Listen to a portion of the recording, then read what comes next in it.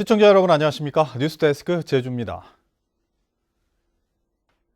원희룡 제주도지사가 제2공항 공론화에 대해 불가하다는 입장을 분명히 했습니다.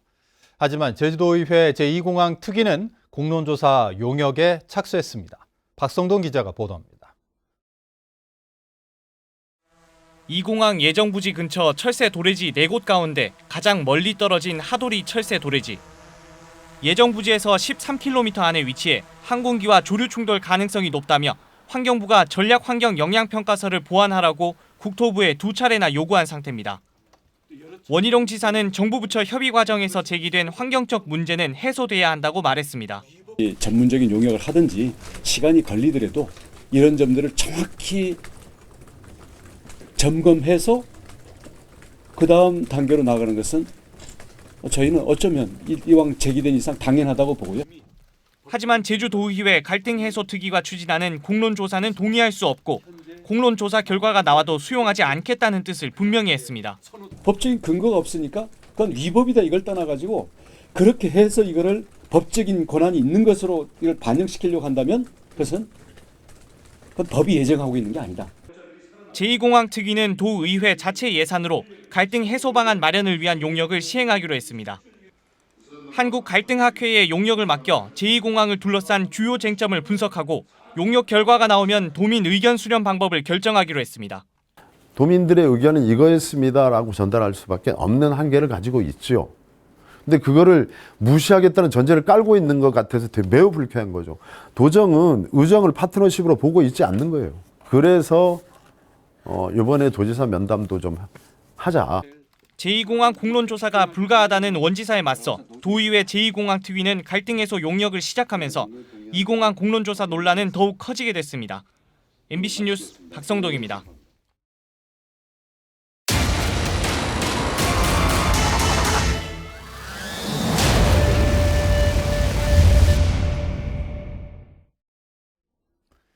제주는 최근 몇 년째 하수와 쓰레기 처리 때문에 골머리를 앓고 있는데요. 확장 공사마다 주민들의 반발에 부딪히며 공사가 아예 중단되거나 기약 없이 늦어지고 있습니다. 행정 정책과 주민 간의 갈등이 공공재 확장 사업으로까지 번진 셈인데 행정이 자초한 측면이 적지 않습니다. 김찬영 기자입니다.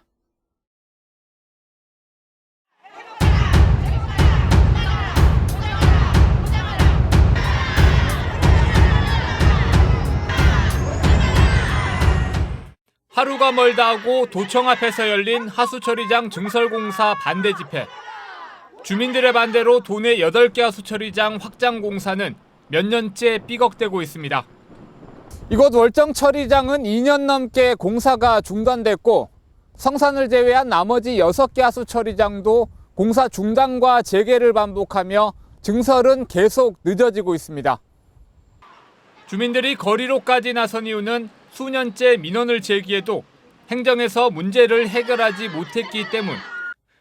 민원이 생길 때마다 각종 지원 사업으로 달래기에 급급했고 반발 규모에 따라 지원 금액도 달라졌습니다. 결국 반대를 하면 보상을 더 받을 수 있다는 심리가 주민들 사이에서도 자연스레 생긴 겁니다. 동부 쓰레기 매립장 그 수준의 마켓실이 월정리도 먹고 살게끔 만들어 주는 게 행정이나 아닌가 저는 마을 책임자로서 생각하는. 반입 중단 사태까지 빚은 쓰레기 처리장 문제도 상황은 같습니다. 이미 2007년부터 마을에 반대가 시작됐지만 행정은 근본 대책 없이 주민들 설득을 통해 연장 협약서를 쓰며 문제 해결을 미루기만 했습니다. 다른 방법이 없고 봉기동 주민들의 이해와 협조를 구하는 노력을 다하겠습니다. 다시금 연장을 요구하고 있는 행정의 지금의 현실에 주민들은 통탄하지 않을 수 없다. 10년 전부터 마을마다 갈등의 조짐이 보였는데도 전문 진단과 수요 예측을 통한 근본 대책 수립보다는 그때그때 땜질식 처방만 한 결과입니다. 갈등과 협상, 협력을 위해서는 별도의 조직과 그런 시스템이 필요합니다. 그 시스템이 없다면 지금과 같은 갈등은 영원히 생길 수밖에 없고 계속 제주도는 갈등 섬으로 남아 있을 수밖에 없을 것 같습니다. 행정에 대한 불신이 갈등으로 표출되면서 공공재의 확충은 멈춰섰고 그 피해는 도민들의 삶 전반을 위협하는 지경까지 왔습니다. MBC 뉴스 김찬년입니다. 더불어민주당 제주도당은 오늘 민생 해결과 총선 승리를 위한 신년 인사회를 열었습니다. 오영훈 도당위원장과 당직자 등은 이 자리에서 4.15 총선에서 3개 선거구를 모두 지켜 문재인 정부의 성공을 뒷받침하고 도민과 함께 희망의 제주를 만드는 데 앞장서자고 결의했습니다. 정의당 제주도당도 고병수 도당위원장과 고은실 도의원 등이 참석한 가운데 시무식을 갖고 총선에서 반드시 승리해 도민들에게 새로운 희망을 주자고 다짐했습니다. 아파트 4층 높이나 되는 참고래가 얼마 전 제주도 앞바다에서 죽은 채 발견됐는데요. 세계적인 멸종 위기종인 이 대형 고래의 사망 원인을 밝혀내기 위해 우리나라에서 처음으로 부검이 진행됐습니다. 조인호 기자입니다. 어선들이 정박해 있는 부둣가에 대형 천막이 등장했습니다.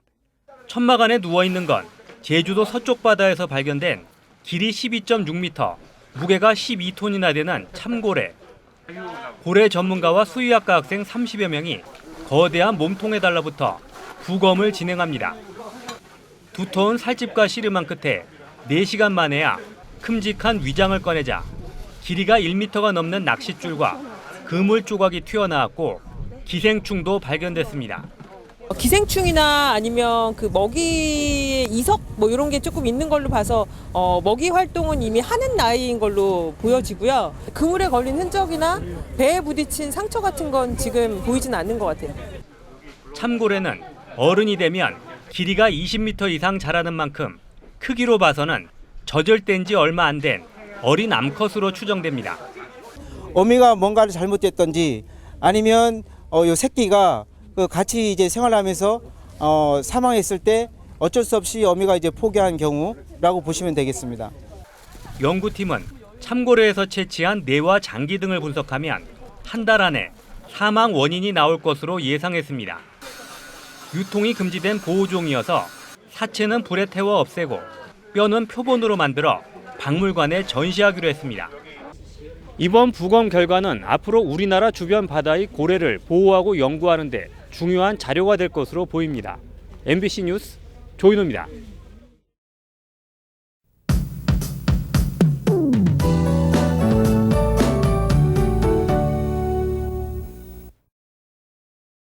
새해 첫 주말부터 미세먼지가 심상치 않습니다. 주말 동안 미세먼지와 초미세먼지 농도 모두 나쁨 수준 보이겠는데요. 미세먼지가 심한 이유는 온화한 날씨가 이어지면서 대기가 정체된 데다 중국발 미세먼지가 계속 유입되고 있기 때문입니다. 제주에서도 오는 7월부터 미세먼지 비상저감 조치가 발령될 때 배출가스 5등급 차량 운행이 제한된다고 하는데요. 이 점 참고하시고 이번 주말 외출하실 때는 마스크 착용도 잊지 마시기 바랍니다. 주말 동안 큰 추위는 없겠습니다. 내일은 모처럼 맑은 날씨를 보이겠고요. 낮 최고 기온이 11도까지 오르겠습니다. 모레는 맑은 날씨를 보이다가 차차 구름 많아지겠고 예년 이맘때 기온을 웃돌겠습니다. 다만 일교차가 크게 벌어지기 때문에 옷차림에는 유의를 하셔야겠습니다. 다음은 자세한 지역별 내일 날씨입니다.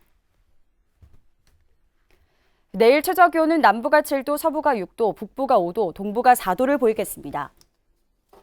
낮 최고 기온은 남부가 14도, 동부가 12도, 북부와 서부가 11도로 예상됩니다. 모레까지 바다의 물결은 제주도 전해상과 남해 서부 먼바다가 0.5에서 2m로 잔잔하게 일겠습니다.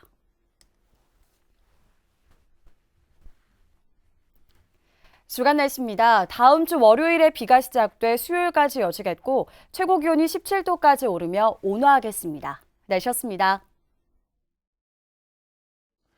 오는 4월 15일 총선과 함께 치르는 제주도의회 의원 재보궐선거 예비후보자 등록이 오늘부터 시작됐습니다. 도의원 재보궐선거는 서귀포시 동홍동 선거구와 대정읍 선거구, 대천 중문 예래동 선거구 등 3개 선거구에서 실시됩니다. 서귀포시 선거관리위원회는 예비후보 등록 첫날인 오늘 모두 5명이 등록했다고 밝혔습니다. 전성태 제주도 행정부지사가 오늘 32년간의 공직 생활을 마치고 명예퇴임했습니다.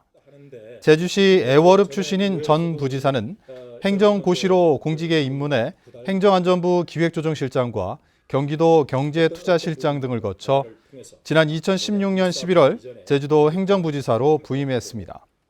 전 부지사는 기자와 만난 자리에서 총선 출마 권유를 받고 있지만 아직까지 향후 계획은 결정된 게 없다고 말했습니다.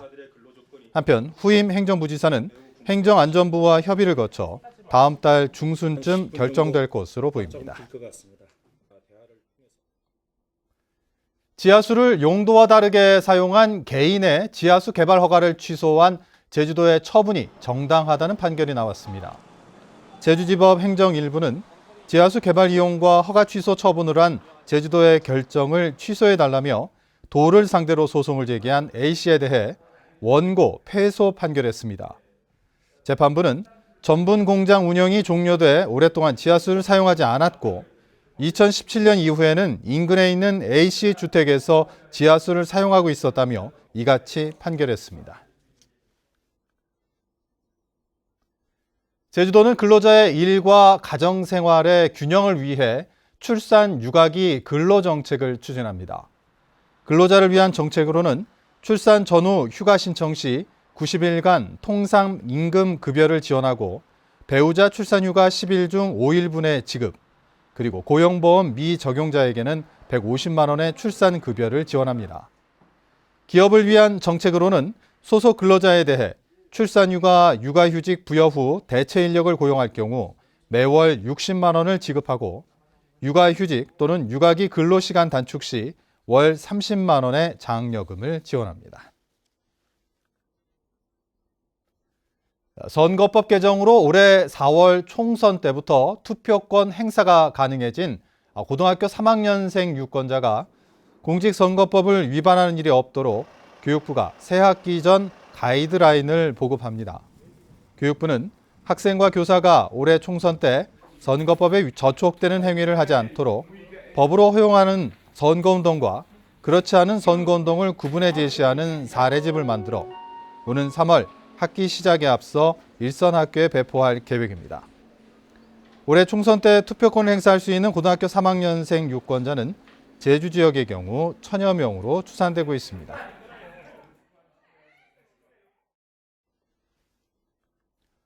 오는 15일 치르는 첫 민선 제주도 체육회장 선거 후보자 등록이 내일부터 시작됩니다. 후보자 등록은 내일과 모레 이틀 동안 이루어지며 본격적인 선거운동은 오는 6일부터 가능합니다.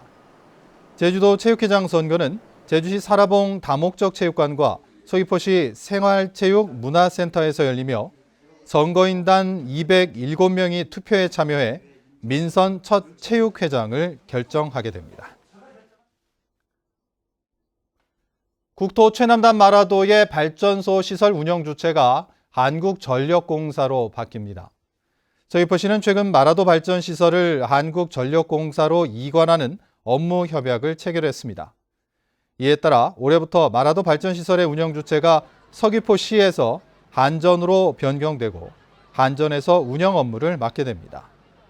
마라도 발전 시설은 2005년 11월부터 운영되는데 관광객 증가 등으로 전력이 부족해 주민들이 불편을 겪어왔습니다.